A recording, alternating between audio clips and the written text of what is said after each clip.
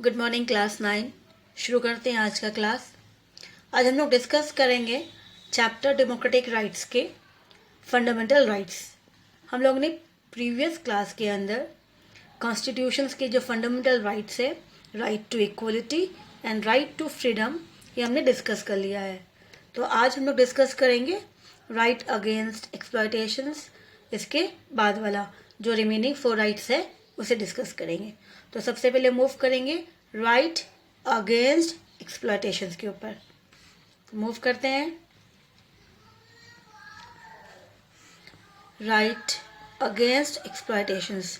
Right number that is 3rd number. So the right against exploitations. Now right against exploitations में what is the meaning of exploitation? When we use someone's against his or her will, जब हम उसका use करते हैं तो हद से ज्यादा किसी का यूज करना, उसको मतलब एक्सप्लॉइट करना होता है, उसका दुरुपयोग करना होता है। तो ये चीजें जो है वो सही नहीं है, वो गलत है। तो हमें उसके लिए क्या करना चाहिए? हमें उसके लिए आवाज उठाना चाहिए। So right against exploitations. Our constitutions consider human exploitations as a very serious matter, a crime against humanity. कि कोई अगर एज अ ह्यूमंस का एक्सप्लॉइट करता है तो वो बहुत ही बड़ा क्राइम होता है against humanity. And this is the reasons why the provisions against exploitations have been included in the list of fundamental rights. तो इसके कारण, क्योंकि ये क्राइम्स बहुत ही बड़ा क्राइम्स होता है, ह्यूमंस एक ह्यूमन दूसरे ह्यूमंस का यूज करता है, तो इसी तरह से ये बहुत ही बड़ा क्राइम होता है क्योंकि क्राइम जो है ये ह्यूमंस, एक ह्यूमन दूसरे ह्यूमंस का यूज करना। So that is the main reason जिसके लिए गवर्नमेंट ने इसे प्रोविजंस के अंदर डाला है अगेंस्ट एक्सप्लॉयटेशंस के ऊपर आवाज उठाने, एंड इसे फंडामेंटल्स लिस्ट में इंक्लूड किया है। So following provisions are there in our constitutions. तो ये जो है मेन इंक्लूड किया गया है प्रोविजंस के अंदर, कॉन्स्टिट्यूशंस के अंदर। That was number 1, prohibitions of tariff in human beings and forced labor. तो यहाँ पे जो है दो एक साथ दिया है, that is A B, it should be part number 3 ABC, लेकिन यहाँ पे ए और बी मोस्टली देखा जाए 2 है, tariff in human beings and the next one is force labour. क्योंकि दोनों ह्यूमन बींग से रिलेटेड है इसलिए इसे सेम इसके अंदर टॉपिक में इंक्लूड कर दिया है। तो first of all human tariff in human tariff होता क्या है? जहाँ पे जैसा selling and buying of human beings, जिस तरह से हम लोग सब्जी मंडी या फिर कहीं पे मार्केट पे जाते हैं, सेलिंग पे दैट वाज बार्गेनिंग करते, परचेस करते। सो यहाँ पर भी ह्यूमंस कुछ ऐसी है, कुछ ऐसे ही लोग हैं जो उसे ह्यूमंस को सेल करते हैं। तो according to this provisions traffic human being ये बहुत बड़ा क्राइम है, एंड मेनली जो है ये देखा जाता है कि ये फीमेल्स का ज़्यादा किया जाता है। तो इसके लिए इसके खिलाफ गवर्नमेंट ने, ताकि कोई भी इसका यूज ना करे इस चीजों को, उसको अगर कोई भी देखता है तो you should be inform the government, inform the police. तो इसके अगेंस्ट में केस किया जाएगा, the person will be arrested. तो ये हो गया human beings and begar, that was forced labour और बॉन्डेड लेबर, जिसे हम बंधा मजबूर भी कहते हैं कि वो बंधा हुआ है, may be any that he has taken loan for any purpose. अब उस लोन को उसने रिपे नहीं कर पाया and for that he has bound, उसने एक बाउंड साइन कर दिया है जिसके अंदर he become the forced labour, या फिर बेगार बन गया है जहाँ पे उसे वो काम करना पड़ेगा। तो इसी तरह से ये हो जाता है, इसको हिंदी में कहते हैं बंधवा मजदूर, जहाँ पे उसकी अब कोई उसकी अपनी खुद के राइट्स नहीं रहती है। तो ये दोनों ही बहुत ज़्यादा है कि हम इसका ह्यूमंस के उसके विल के अकॉर्डिंग, उसके विल के अगेंस्ट में उसे हम उसका यूज कर रहे हैं। तो इसीलिए form of force labour are prohibited and contraventions to this provision shall be an offense punishable in accordance with law। कि कोई भी ऐसे करता है, देखा गया करने में, तो उस इंसान को जो है वो कड़ी सी कड़ी सजा मिलेगी अकॉर्डिंग टू द लॉ। तो ये दोनों क्लियर हो गया। Humans being that was tariff in human beings, the selling and buying of that is humans की किया जाता है, मेनली फीमेल्स का देखा जाता है कि यहाँ पे फीमेल्स ही मेनली यूज किया जाता है। And that forced labour that is bonded labour, इसे हम लोग बॉन्डेड लेबर के नाम से भी कहा जाता है, बॉन्डेड लेबर बंधवा मजदूर। ठीक है, तो ये दोनों ही, क्योंकि इस दोनों ही कंडीशंस के अंदर क्या होता है कि the person was been used by against his will, उसके विल्स के अकॉर्डिंग हम उनका यूज करते हैं, तो ये सही नहीं है। फिर number second that was B. तो बी में अब आ जाता है एम्प्लॉयमेंट ऑफ चाइल्ड। जो बच्चा, छोटा बच्चा जिसको हम लोग यूज़ करते हैं, मोस्टली देखा जाता है फैक्ट्रीज में इसका यूज़ किया जाता है, क्योंकि कम पैसे में बच्चा काम कर सकता है, तो इसीलिए उसको लोग एम्प्लॉयड कर देते हैं तो फैक्ट्रीज के अंदर। सो अब गवर्नमेंट के according the child below 14 years जो होते हैं, कि जो 14 ईयर्स से कम एज के होते हैं, उसे अगर किसी ने भी फैक्ट्रीज में काम रखा, माइन में रखा गया है, या फिर कोई हैजर्डियस डेंजरस एक्सप्लोजन जगह में काम कर रहे, तो वो सही नहीं है, that will be again a crime, तो वो उसको पनिश किया जाएगा। तो इसीलिए shall be employed to work in any factory or mines or engaged in any other hazardous employment, that person will be called as, or it will be given a punishables. तो government rules के according the person will be punished. तो ये सही नहीं है, क्योंकि वो बच्चा है अभी, ही बिलो 14 ईयर्स है, that is his age to study, and now what he is doing and what we are doing, forcing him to work. तो इस तरह से ये सही नहीं है। तो इसी तरह से अब ये एक्सप्लॉयटेशंस के अंदर हम लोग ने देखा कि right that was provisions, tariff हो गया, ह्यूमन टैरिफ, फिर फोर्स लेबर हो गया एंड चाइल्ड लेबर हो गया। ठीक है, तो ये हो गया था exploitations against, right against exploitations. Next आता है right to freedom of religions पे। Right to freedom of religious के अंदर है कि our constitutions considered religious a matter of personal interest and a thing of eternal quest. क्योंकि ये हम लोग, जो भी लोग हैं जो रिलीजियस है, कोई भी पर्टिकुलर रिलीजियस ले लो, सभी रिलीजियस के लिए उसका एक पर्सनल मैटर होता है, उसका पर्सनल इंटरेस्ट होता है, उसका वो मोरल कनेक्टिविटी होती है, उनके उसके थ्रू, उसकी एथिक, बहुत कुछ होता है जिसके थ्रू हम लोग उनको इंटरफेयर नहीं कर सकते। So our government is also giving our rights, freedoms, कि हम वो अपने रिलीजियस को प्रैक्टिस कर सकते हैं, प्रोपागेट कर सकते हैं। तो does not favour the force adoption of religious and therefore includes the freedom of religious. तो हमारी गवर्नमेंट जो है पर्टिकुलर कोई भी रिलीजियस के ऊपर फोर्स नहीं करती है, या फिर पर्टिकुलर कि आप सिर्फ एक ही रिलीजियस जो है वो अडॉप्ट करेंगे और आप उसी को फॉलो करेंगे, ऐसा कुछ भी नहीं करती है। तो इंक्लूड्स फ्रीडम्स, जहाँ पे हमें फ्रीडम्स ऑफ रिलीजियस दिया गया है और इसे कॉन्स्टिट्यूशन के अंदर फंडामेंटल राइट्स में इंक्लूड किया गया है। So in our constitution related to this issues in the following provisions are given. तो हमें क्या क्या दिया गया है रिलीजियस के अंदर, right to freedoms of religious के अंदर, that freedom of conscious and free process practice propagation of religions, कि हम अपनी रिलीजियस को अपनी इच्छा अनुसार अपनी धर्म के अकॉर्डिंग उसे जो भी प्रोफेस करना है, बताना है, उनको समझाना है, प्रैक्टिस क्या क्या करनी है, किस तरह से प्रचार करना है, वो उन पे डिपेंड करता है। So according to this provisions all persons are equally entitled to freedom of conscious and the right freely to profess practice and propagate, कि सभी इंसान को, कोई भी रिलीजियस हो, उन्हें फ्रीडम से कि वो अपने अकॉर्डिंग जो भी उन्हें लगता है सही है, वो फ्री है, वो उसे फुलफिल कर सकते हैं। तो ये पहला हो गया। दूसरा, freedom to manage religious affair. Now according to this again इस प्रोविजंस के अकॉर्डिंग ही एवरी रिलीजियस जो है, डिनोमिनेशंस और any sections thereof shall have the rights, तो उनको ये अधिकार दिया गया that to establish and maintain institutions for religious and charitable purpose, कि वो अपनी इंस्टीट्यूशंस को बनाना चाहे, मेंटेन करना चाहे, रिलीजियस से रिलेटेड है, चैरिटेबल पर्पस के लिए उससे राइट्स है। To manage its own affair, अपनी खुद का काम जो भी वो मैनेज करते हैं रिलीजियस मैटर्स पे, वो ईजिली कर सकते हैं। To own and acquire movable and immovable properties, वो उससे रिलेटेड जो भी प्रॉपर्टी है वो उसको मेंटेन कर सकते हैं। And to manage administer such property, और उसे एडमिनिस्टर करने के लिए प्रॉपर्टी को कोई भी उनकी रूल्स के अकॉर्डिंग जो भी है वो उसको फॉलो करेंगे, तो गवर्नमेंट उसे इंटरफेरेंस नहीं करेगी। तो that is what manage religious affair. तो जो भी रिलीजियस अफेयर्स है, उस रिलीजियस को फ्रीडम है कि वो अपने रिलीजियस से रिलेटेड जो भी चाहे उसकी इंस्टीट्यूशन फॉर्म करे, चैरिटेबल पर्पस करे, अफेयर्स के बारे में सोचे, कोई प्रॉपर्टीज उसके रिलेटेड है, देन मेंटेनेंस कौन करेगा, कोई रूल्स के अकॉर्डिंग, वो उनकी प्रॉब्लम्स है। दैट वाज रिलीजियस, जहाँ पे गवर्नमेंट इंटरफेरेंस नहीं करेंगे, गवर्नमेंट ने फ्रीडम, पूरा फ्रीडम दिया उसे। तो ये हो गया फ्रीडम ऑफ रिलीजियस का। अब नेक्स्ट उसी से रिलेटेड है, फ्रीडम ऑफ रिलीजियस से ही है, the freedom as to payment of tax for promotion of any particular religious.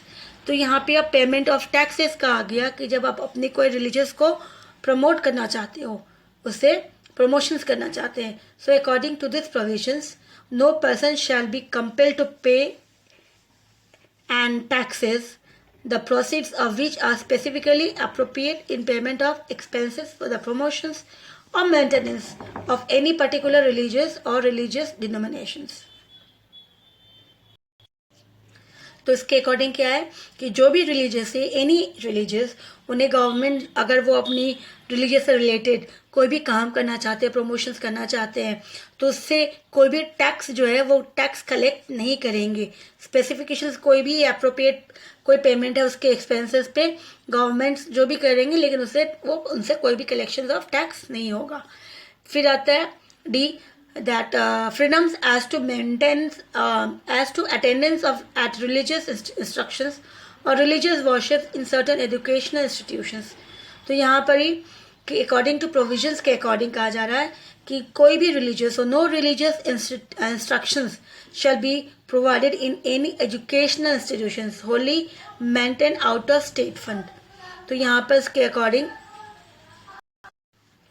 Number D इस तरह से बताया गया कि freedom as to attend at religious instructions, कि यहाँ पर फ्रीडम दिया गया कि अटेंडेंस जो भी रिलीजियस इंस्ट्रक्शंस है, तो यहाँ पे वर्शिप से या फिर रिलीजियस में जो चीज़ें बताया जाता है, ये एजुकेशनल इंस्टीट्यूट जैसे स्कूल्स कॉलेजेस ये हो गए, वहाँ पे कोई भी पर्टिकुलर रिलीजियस के बारे में इंस्ट्रक्शन इस तरह से नहीं किया जाएगा. मेनली उस स्कूल मोस्टली इंस्टीट्यूशंस के अंदर जहाँ पे गवर्नमेंट्स का कंट्रोल होता है. तो यहाँ पे पर्टिकुलर एक रिलीजियस, कोई भी religious, we should not give any religious instructions provided. तो वहाँ पे पर्टिकुलर इस तरह से कोई भी नहीं हो, जिसके लिए गवर्नमेंट ने खुद ही कोई रिलीजियस को इंपॉर्टेंस नहीं दिया, ऑल रिलीजियस का इंपॉर्टेंस बोल के रखा है इसके लिए. फिर साथ साथ नो पर्सन, जो भी कोई पर्सन अटेंड करे इंस्टीट्यूशन, एजुकेशन इंस्टीट्यूशन और रिकॉग्नाइज बाय स्टेट है या फिर आउट रिसीविंग, तो इससे इसके अकॉर्डिंग जो भी रिलीजियस इंस्ट्रक्शंस दिया जा रहा है, फिर कोई भी चीज़ें वर्शिप के बारे में बताया जा रहा है, कंडक्ट किया जा रहा है, तो इसके अनलेस एंड अनटिल वो जो भी अटेंड करेगा should be unless his guardian जो है उसका उन्हें कंसर्न होना चाहिए, then only the person will attend. तो इस तरह से कि यहाँ पे गवर्नमेंट्स किसी को ऊपर फोर्स नहीं करेगा, कोई करना चाहे तो वो कर सकते हैं विद द परमिशन ऑफ अपनी खुद की जो गार्जियंस होती है उनकी. तो that was the freedom of religious.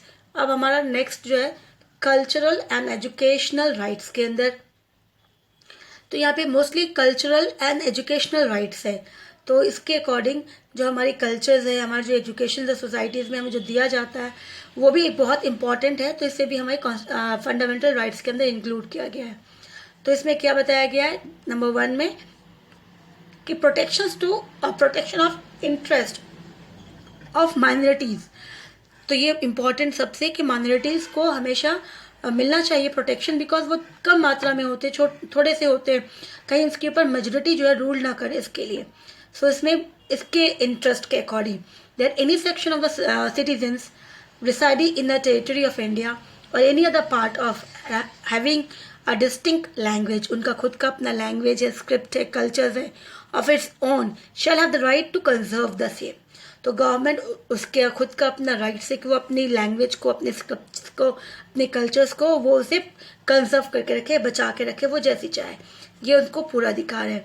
फिर no citizen shall be denied admission into any educational institutions maintained by the state fund on ground only by religious race, caste, language और एनी ऑफ देम.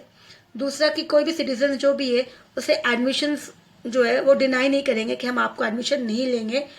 कोई भी government institute हो जहाँ पे government run करवा रही है, बेस्ड ऑन रिलीजियस हो, कास्ट हो, लैंग्वेज हो, ये वैसा नहीं करेंगे.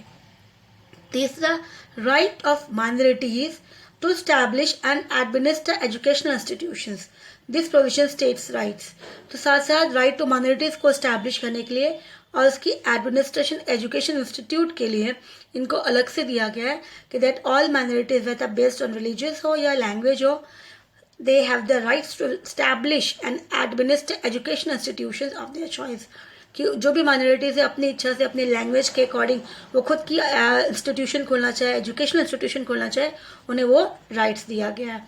The state shall not, state जो है जो गवर्नमेंट है वो उसके अंदर इंटरफेरेंस नहीं करेंगे इन ग्रांटिंग इवन वो क्या करेंगे, in granting aid to education institute, बल्कि उनको वो फंड प्रोवाइड करेंगे, and discrimination against any education institution, उसके ऊपर कोई डिस्क्रिमिनेट नहीं किया जाएगा, भेदभाव नहीं किया जाएगा, वेदर वो माइनॉरिटीज बोल के कि वो दूसरे माइनॉरिटीज ग्रुप से ऐसा या फिर कोई दूसरे रिलीजियस से है, गवर्नमेंट इस बेस पे कोई भी डिस्क्रिमिनेट नहीं करेंगे।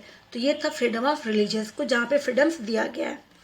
अब नंबर लास्ट जो हमारा फंडामेंटल राइट्स है, लास्ट नंबर 6 फंडामेंटल राइट्स जो है वो राइट टू कॉन्स्टिट्यूशनल रेमेडीज के ऊपर है, क्योंकि जो हमने अब टिल जो 5 कॉन्स्टिट्यूशन फंडामेंटल राइट्स पढ़ा है वो यूजलेस हो जाएगा अगर ये हमारे पास नहीं होता, क्योंकि उसका जो सॉल्यूशंस है वो ये है रेमेडीज, कि अगर हमसे कोई हमारा राइट्स छीन लेता है तो फिर हम क्या करेंगे, तो हम इस राइट्स का यूज करेंगे, that is called right to constitutional remedies.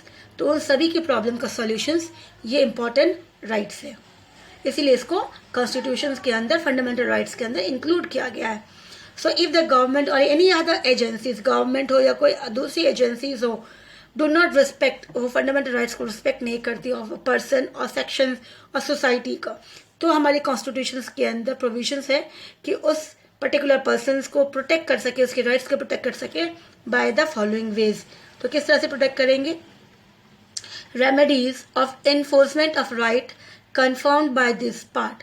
तो किस तरह से, the right to move the Supreme Court by appropriate proceeding for the enforcement of the right confirmed by his part is guaranteed, कि जो government ने हमें rights दिया है अगर हमसे वो राइट्स को छीन लेता है तो हमें अधिकार है कि हम सुप्रीम कोर्ट जाए, हाई कोर्ट जाए प्रोसीडिंग के लिए, और उससे वापस हमें अपना अधिकार मिले, हम अपने अधिकार के लिए लड़े, ये हमें राइट्स दिया गया है ना। यहाँ पे नोट्स है कि here part means part 3 of Constitution of India in which fundamental rights has been described, क्योंकि अभी जो पार्ट बता रहा है दैट इज द फंडामेंटल्स, क्योंकि हम लोग डिस्कस कर रहे हैं फंडामेंटल्स, तो फंडामेंटल्स जो है कॉन्स्टिट्यूशन में पार्ट 3 में इंक्लूड किया गया, और पार्ट 3 के अंदर ओनली फंडामेंटल राइट्स के बारे में ही है। नाउ नंबर बी आता है, the Supreme Court shall have power to issue directions और ऑर्डर और rights including rights in the nature of habeas corpus, that is बंदी। इस तरह से अलग अलग जो राइट्स निकाला गया था इसके, ठीक है। तो इस तरह से कि कोई भी अगर हमसे हमारा राइट्स छीनता है तो सुप्रीम कोर्ट्स क्या करती है, उनको ऑर्डर इशू करती है, और उन्हें that was been called as, जो कोर्ट ऑर्डर इशू करती है उसको राइट्स कहा जाता है, that was WRITS rights, including बहुत सारी नेचर्स है कि वो बेस्ड किस बेस पे है, तो इसी तरह से प्रोविजंस है अलग अलग उसके according, whichever may be appropriate for the enforcement of any of the right confirmed by this parts. तो इसके अकॉर्डिंग कि क्या कंडीशंस है उसके अकॉर्डिंग, तो यहाँ पे बहुत सारे कंडीशंस है, मैंडम्स है, प्रोविजंस है, वारंटन्स है, सर्टन्स, इस तरह से अलग अलग है। तो बेस्ड है कि ये किसके ऊपर है, कौन सी चीज़ें किस पे फॉलो कर सकते हैं, उसके अकॉर्डिंग अप्रोप्रिएट कौन सा उसके साथ जाएगा राइट्स, तो ये चीज़ें उसमें इंक्लूड किया गया। तो यहाँ पे सुप्रीम कोर्ट्स ये ऑर्डर इशू करती है। Now the right guaranteed by this article shall not be suspended except as otherwise provided for by this constitutions। तो हमें जो राइट्स दिया है हमारे गवर्नमेंट ने हमें, वो हमसे कोई भी जो है छीन नहीं सकता, सस्पेंड नहीं कर सकता, अदरवाइज जो भी प्रोविजन है कॉन्स्टिट्यूशन के अकॉर्डिंग, अगर कॉन्स्टिट्यूशन में प्रॉब्लम्स होती है एक्सेप्ट, तो that is the certain issues, but उसके अलावा वो कोई हमसे नहीं ले सकता, क्योंकि ये constitution right to constitution remedies के अकॉर्डिंग वो हमारे पास ही रहेंगे, हम उसके लिए लड़ सकते हैं, सुप्रीम कोर्ट तक जा सकते हैं। फिर आता है restrictions on rights confirm by this part while martial law is enforced in any area. Now notwithstanding anything in the foregoing provisions of this part, that was the fundamental rights के अंदर, parliament may by law indefine any person in the service of the union or state or any other person in respect of any act done by him in connection with the maintenance or restoration of order in area within the territory of India where martial law was enforced or validate any sentence passed, punishment inflicted it। तो यहाँ पे overall जो है कि जो भी है कि रेस्ट्रिक्शंस ऑन द राइट्स ये होती है अगर किसी कंट्री में कोई भी हिस्से में कोई एरिया कहीं पर भी है जब मार्शल लॉ होती है, कोई प्रॉब्लम क्रिएट होता है, उस एरिया को कंट्रोल करने के लिए मिलिट्री पावर्स को यूज़ किया जाता है, मेंटेनेंस, ताकि उसकी उस एरिया को वापस से वो कंट्रोल में ले आए, लॉ एंड ऑर्डर वापस वैलिड हो जाए। उस समय कुछ रूल्स हमसे वो लिया जाता है, तो that is a certain issue. ठीक है, तो अब हम लोग जो है why are fundamental rights necessary. So the next topic हमारे जो है फंडामेंटल राइट्स क्या है, हमने डिस्कस कर लिया। हमारे fundamental rights we are having 6। The next question is why it is important for us और व्हाई इट इज नेसेसरी। तो ये हम लोग जो है नेक्स्ट क्लास में डिस्कस करेंगे। ठीक है, थैंक यू।